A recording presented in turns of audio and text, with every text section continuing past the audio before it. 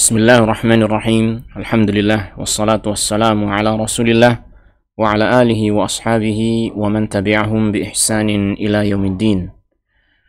Amma ba'd. Alhamdulillah, ma'asyiral muslimin rahimani wa rahimakumullah. Kita akan melanjutkan pembacaan kitab A'lamus Sunnah Al-Mansyurah li'tiqadi Ta'ifatin Najiyatil Mansurah karya Syekh Hafidh Ahmad Hakami rahimahullahu taala. Pada kesempatan ini, yaitu pada pertemuan yang ke-85, kita akan melanjutkan penjelasan dari penulis tentang bagaimana gambaran, yakni penyebaran kitab-kitab catatan amal manusia pada hari kiamat nanti. Setelah kemarin, pada pertemuan sebelumnya, kita baca penjelasan penulis tentang hal ini yang diambil dari Alkitab, dari Al-Quranul Karim, maka kita akan membaca penjelasan penulis tentang hal ini dari penjelasan yang diambil dari As-Sunnah. Maka beliau menyampaikan pertanyaan tentang hal ini.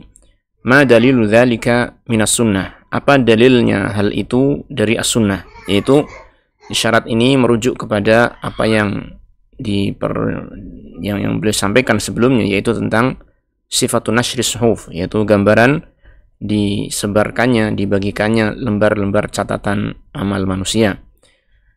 Maka beliau mengatakan fihi ahaditsu katsiratun. Tentang hal ini ada beberapa hadis yang cukup banyak, ya. Maka beliau mengatakan minha, di antara hadis yang menjelaskan tentang gambaran bagaimana lembaran catatan amal manusia itu dibagikan kepada pemiliknya adalah qauluhu sallallahu alaihi wasallam, adalah sabda Nabi sallallahu alaihi wasallam, yudnil mu'mina min rabbih hatta yad'a alaihi kanafahu fayuqarriruhu bidzunubihi. Kata Rasulullah sallallahu alaihi wasallam, yudnil mu'mina, Allah Ta'ala mendekatkan seorang yang beriman min rabbih, dekat kepada Rabbnya, yaitu kepada Allah Subhanahu wa Ta'ala. Jadi didekatkan orang yang beriman kepada Allah Subhanahu wa taala hatta yad'a alaihi kanafahu, sehingga Allah taala meletakkan kepadanya kanafahu. Kanafahu di sini diterangkan oleh para ulama yaitu satrahu. Allah menutupkan atau meletakkan kepadanya satrahu, yaitu penutupnya, hijabnya kepada orang tersebut, sehingga seorang mukmin itu ketika dihisab oleh Allah tabaraka wa taala diberikan privasi sehingga tidak ditampakkan di hadapan khalayak ramai. Fayuqarriruhu bidzunubihi, maka Allah Ta'ala pun meminta pengakuan dia tentang dosa-dosanya. Allah Ta'ala berfirman, ta'rifu dzamba kadza, apakah engkau mengenal, mengetahui, mengakui dosa-dosa ini? Ya. Yaqul, maka orang yang beriman itu ketika ditanya hal itu, dia akan menjawab, a'rifu, aku mengetahuinya, aku mengakuinya. Yaqul, dia pun mengatakan kembali, Rabbi a'rifu, ya Tuhanku, aku mengetahuinya, aku mengenalnya, mengakuinya. Marrataini, dia mengucapkan 2 kali. Fayaqul, maka Allah Ta'ala berfirman, satartuha fid dunya wa aghfiruha lakal yauma. Allah Ta'ala mengatakan, aku telah menutupi dosa-dosa tersebut ketika di dunia, dan aku akan mengampuni dosa-dosa tersebut untukmu pada hari ini. Masya Allah, ini adalah merupakan rahmat yang Allah Ta'ala berikan kepada orang yang beriman, di mana Allah Tabaraka wa Ta'ala ketika di dunia menutupi dosa-dosa orang yang beriman, ya, dan Allah Ta'ala memberikan ampunan kepada orang yang beriman tersebut atas dosa-dosa yang telah dia lakukan. Maka ini merupakan kabar gembira bagi orang yang beriman, di mana dia mendapatkan ampunan dari Allah Subhanahu wa Ta'ala yang tentunya nanti akan menjadikan dia masuk ke dalam surga. Tsumma tutwa sahifatu hasanatihi, maka kemudian dilipatlah, ditutup dan dilipatlah sahifatu hasanatihi, yaitu lembaran-lembaran kebaikan dia. Maksudnya adalah buku catatan amal dia ditutup, ya, ditutup oleh Allah Subhanahu wa taala, kemudian diberikan kepada orang tersebut, diberikan kepada orang yang beriman ini. Nah, kemudian disebutkan dalam hadis tersebut, wa ammal akharun, adapun orang-orang yang lain, yang dimaksud adalah selain yang beriman, maka di sini dikatakan awil kufar, atau orang-orang yang kafir, fayunada alaihim ala ru'usil ashhadi, maka diserukan kepada mereka di hadapan para saksi-saksi, diserukan kepada mereka, haula'il ladzina kadzabu ala rabbihim, mereka inilah orang-orang yang berdusta atas nama Tuhan mereka, yaitu mereka dengan kekafirannya telah melakukan kedustaan atas nama Allah Ta'ala. Mereka menganggap bahwasanya Allah Ta'ala memiliki sekutu, padahal Allah Ta'ala tidak memiliki sekutu sama sekali. Di antara mereka ada yang menganggap bahwasanya Allah Ta'ala memiliki anak, padahal Allah Ta'ala tidak memiliki anak sama sekali.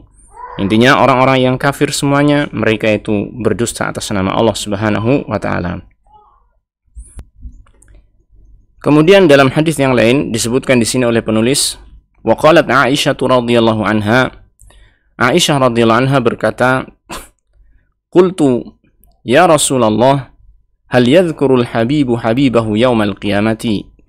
Aku berkata, yaitu Aisyah radhiyallahu anha berkata kepada Rasulullah SAW, bertanya tentang suatu perkara di hari kiamat, ya Rasulullah, wahai Rasulullah, hal yadhkurul habibu habibahu yaumal qiyamah, apakah seseorang akan mengingat orang yang dia cintai nanti pada hari kiamat? yakni ketika di dunia manusia itu memiliki hubungan dengan orang-orang yang ada di dunia ini, sebagian mereka cintai, ya, seperti orang tua, anak, istri, dan lain sebagainya. Maka apakah pada hari kiamat nanti mereka, orang-orang ini akan mengingat orang-orang yang dicintai ketika di dunia? Maka Rasulullah SAW mengatakan, qal ya Aisyah, amma inda thalathin fala. Wahai Aisyah, adapun pada 3 kesempatan atau 3 kondisi, 3 keadaan di hari kiamat, fala, maka tidak akan. Ya, maksudnya orang itu tidak akan mengingat siapapun kecuali dia akan sibuk dengan dirinya sendiri. Maka dijelaskan 3 kondisi atau 3 kesempatan tersebut. Amma indal mizani hatta yathqula aw yakhiffa fala. Yaitu ketika mizan, ketika ditimbangnya amalan sehingga menjadi jelas apakah timbangan itu berat kebaikannya atau ringan kebaikannya, fala, maka orang tidak akan mengingat orang-orang yang dia cintai. Wa amma inda tatayuril kutubi imma yu'ta biyaminihi wa imma yu'ta bishimalihi fala.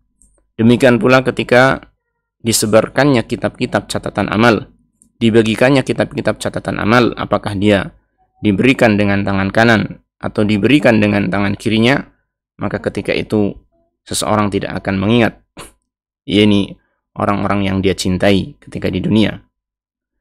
Demikian pula wahina yakhruju unuqun minan nar, dan ketika keluar unuqun dari api neraka. Unuqun yaitu satu kelompok atau satu seikat ataupun satu bagian dari api neraka yang keluar, yang kemudian dia itu mengatakan, aku diperintahkan untuk membakar 3 orang atau 3 golongan manusia. Disebutkan 3 golongan tersebut. Yang pertama adalah orang yang sombong, yang sangat-sangat sombong, suka mendolimi orang lain, dan dia orang yang sangat menentang. Kemudian yang kedua adalah orang yang menganggap bahwasanya Allah Ta'ala memiliki, yakni tandingan, memiliki sesembahan yang lain selain Allah Ta'ala. Ya.